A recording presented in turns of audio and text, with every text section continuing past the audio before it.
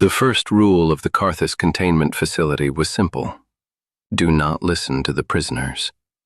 The second rule was even simpler. Never bring civilians inside. I broke both in a single day. "Dad, please." Lena's voice had that tone, the one that meant she wasn't going to let this go. Beside her, Mira crossed her arms, trying to look serious, but her eyes betrayed her curiosity. They were both staring up at me like I was the final obstacle between them and something incredible.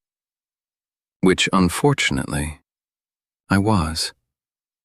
"No," I said firmly. "Absolutely not." "We won't touch anything," Mira added quickly. "We'll stay close," Lena said. "We'll be quiet. We'll listen. No," I repeated. The massive reinforced doors behind me hummed softly, a constant reminder of what lay beyond them. Creatures that didn't belong in any civilized space. Things that had destroyed colonies. Things that couldn't be reasoned with. Things that weren't supposed to be seen by children. "You said we could see where you work," Lena pressed. I sighed. I had said that. A mistake. A big one. "I didn't mean the inner facility," I said. "There are limits." "Why?" Mira asked. "Because some things can't be unseen. Because some nightmares don't stay behind glass. Because I've seen what happens when even trained guards get too close." But I didn't say any of that. Because it's dangerous. They exchanged a look, the kind only siblings understand. "We won't be scared," Lena said quietly. That's what worried me. An hour later, I was swiping my clearance card through the inner facility gate. I told myself I'd keep it brief, controlled, safe, that I was still in charge. I wasn't. The air inside the containment wing was colder, thicker, like the walls themselves held their breath. Rows of reinforced cells stretched down both sides of the corridor, each one sealed with layered energy barriers and physical restraints. Inside them, the worst beings we had ever encountered. "Stay close," I said, my voice lower now. The girls nodded. For the first few minutes, everything went as expected. They stayed near me, they whispered questions, they watched from a distance. "That one looks sad," Mira said, pointing at a hunched, four-limbed creature with dull gray skin. "It's not sad," I replied. "It's waiting." "For what?" "For an opportunity." They went quiet after that. Good. We passed another cell, then another, each one more dangerous than the last. "This is enough," I said. "We're leaving." "Wait," Lena said. I froze. That word, that tone. "What?" I asked. She wasn't looking at me. She was looking ahead, at the last cell in the corridor. "No," I said immediately. I hadn't even turned to look yet. I didn't need to. I knew what was there. "Dad," Mira whispered, her voice softer now. "We want to see that one." "No." "But..." "No." I turned, grabbing their shoulders gently but firmly. "We are leaving." But they didn't move. Because they weren't looking at me anymore. They were looking past me. And slowly, reluctantly, I turned too. The last cell was different. It wasn't just reinforced. It was isolated, surrounded by additional barriers. Extra power lines fed into its containment field.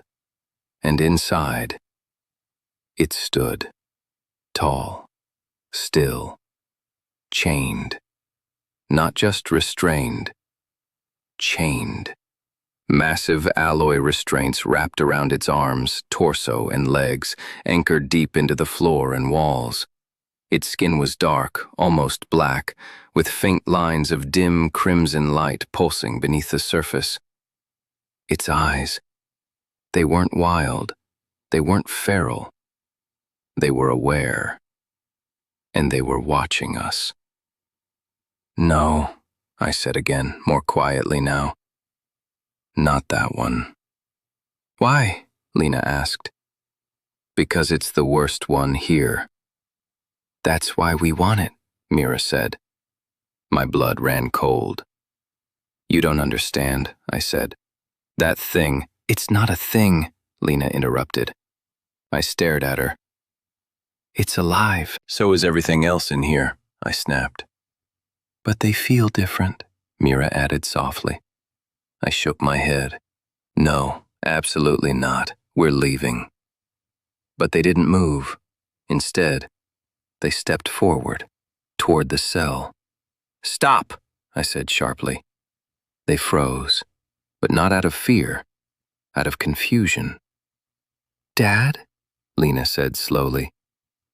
It's hurt. I turned back to the creature, and for the first time, I noticed it. The faint tremor in its shoulders, the subtle way its weight shifted. Not aggression, strain, pain. It's contained, I said. Whatever it's feeling doesn't matter. But even as I said it, I wasn't sure I believed it. The creature's gaze shifted from me to the girls, and something changed. Not in its posture, not in its restraints, in its eyes. The tension softened just slightly, like something ancient had paused.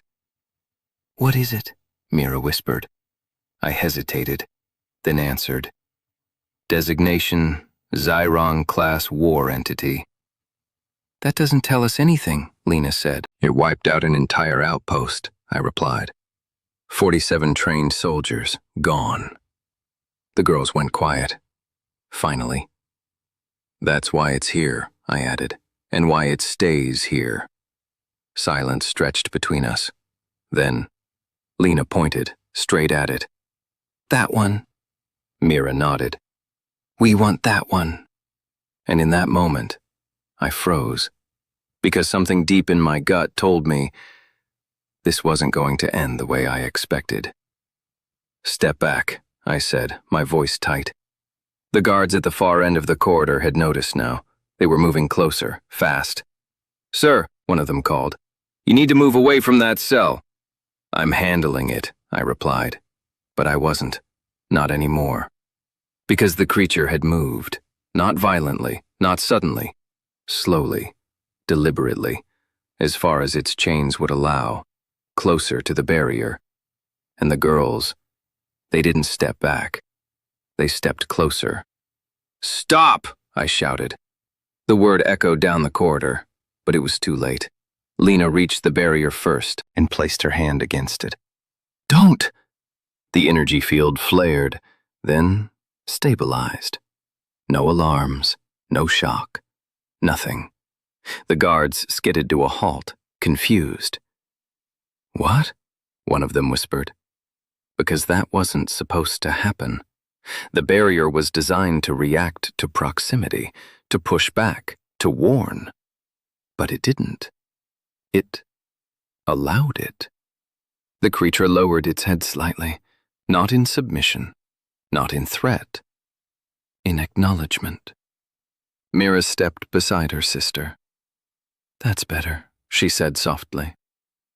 I couldn't move, couldn't speak, couldn't understand what I was seeing, because the most dangerous being in the facility wasn't reacting with violence. It was responding. Open the channel, Lena said. What? I snapped. It wants to talk. No, I said immediately. Dad, no! But even as I said it, I saw it. The creature's lips parted slightly. Not to snarl, to speak. No sound came through. The barrier blocked it. But the intention was clear. It was trying. Please, Mira whispered. I looked at the guards. They looked at me. No one moved. No one wanted to be responsible for what happened next. And somehow, that responsibility landed on me. I swallowed, then keyed my access panel. Audio only, I said. The barrier hummed, and then, A voice filled the space, low, rough. Finally. The words sent chills down my spine. You understand us? I asked. Yes. Why didn't you? You never asked. I had no response to that. The girls leaned closer. What's your name? Lena asked. A pause. Kale. Hi, Kale, Mira said, smiling. The creature, Kale, stilled, like the word meant something, like it had been a long time since anyone had said it without fear. You're hurt, Lena said. I am contained, Kale replied. That's not the same thing, she said. Silence. Then, no, Kale admitted. It is not. I felt something shift, not just in the room, in everything I thought I knew. What did you do? I asked. The question hung heavy. Kale's gaze moved to me, then back to the girls. I survived, he said. That's not an answer. It is the only one that matters. The guards shifted uneasily, weapons still ready, but uncertain now, because the monster they had been told to fear was speaking, and not like a monster. Why didn't you hurt them? I asked. Kale tilted his head slightly. Why would I? I gestured around us. Because of this, because of what you are. A faint flicker of something crossed his expression. And what am I? He asked. I hesitated, because for the first time, I didn't have a clear answer. They said you were dangerous, Mira said softly. I am, Kale replied. But not to you. Why? Lena asked. Another pause, then, because you chose me. The words landed harder than anything else he had said, simple, but undeniable. Alarms suddenly blared, red lights flooded the corridor. Containment fluctuation, the system announced. What? I snapped, checking the panel. The barrier around Kale's cell flickered. Power levels unstable. Sir, one of the guards said urgently, we need to disengage now. But the girls didn't move, and Kale, he didn't either. Stay back, I shouted. The chains tightened automatically, energy surged, and for a moment, I thought this was it, that I had made the worst mistake of my life, that bringing them here had doomed us all. Then, Kale stepped back, on his own, as far as the chains would allow. I will not harm them, he said. Not to me, to the system, to the guards, to everyone. I will not break. The barrier stabilized, the alarms died. Silence returned. Heavy, unbelievable. Minutes later, the corridor was cleared. The girls escorted out, the guards in full lockdown mode. And me?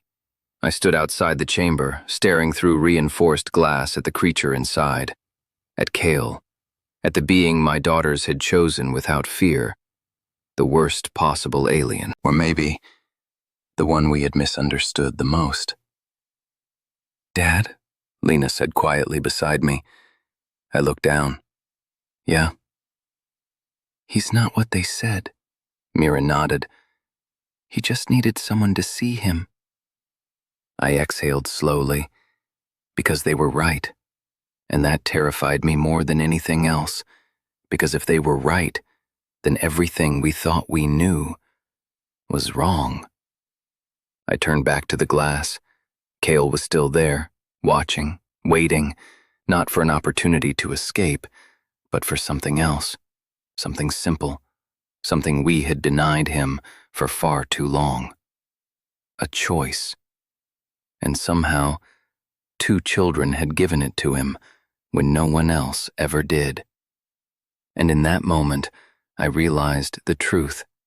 The girls hadn't picked the worst possible alien. They had picked the one who needed them most. And that was far more dangerous than anything we had ever locked away.